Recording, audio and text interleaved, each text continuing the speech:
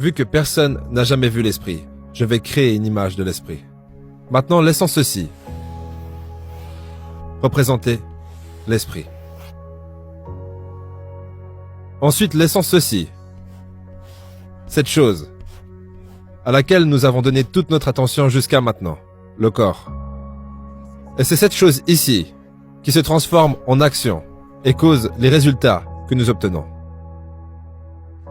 Si nous voulons changer ce que nous faisons, ou si nous voulons changer notre comportement, nous allons carrément devoir changer ce qu'il se passe ici. Si nous voulons changer ce qu'il se passe ici, nous allons devoir comprendre comment ça fonctionne. Il y a deux sections à l'esprit, jointes ensemble, mais différentes dans leur façon de fonctionner.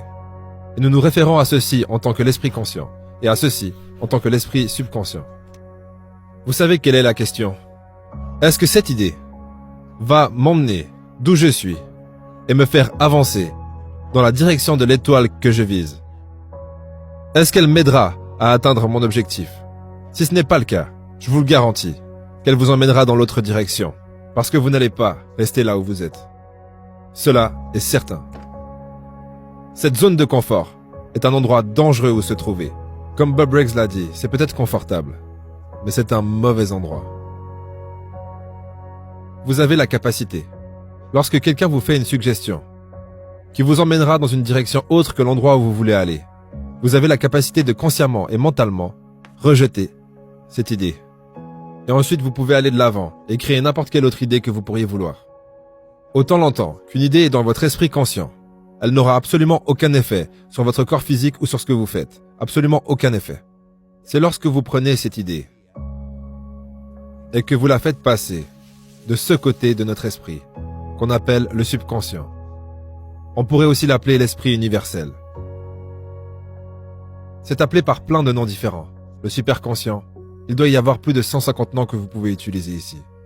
Les anciens Grecs appelaient cette partie de notre personnalité le cœur. Vous voyez, ils disaient que lorsque vous pensez dans votre cœur, vous êtes. Savez-vous que cette partie de votre personnalité n'a pas la capacité de rejeter une idée? C'est absolument impossible. Peu importe quelle idée, arrive ici et vient là-dedans.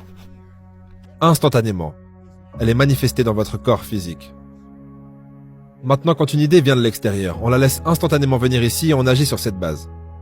J'aimerais que vous preniez votre main et la teniez comme ça juste un instant. Prenez votre main et tenez-la comme ça. Et mettez-la sur votre menton. Est-ce que c'est OK? Où est votre menton?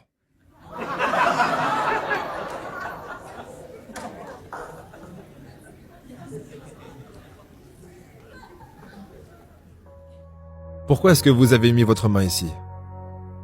Vous savez pourquoi est-ce que vous avez mis votre main ici? Parce que j'ai mis la mienne ici. Vous direz que c'est ce que je vous ai dit de faire.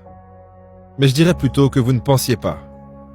Je vais faire la suggestion que vous avez laissé cette idée aller directement dans votre subconscient et vous avez automatiquement agi sur cette idée.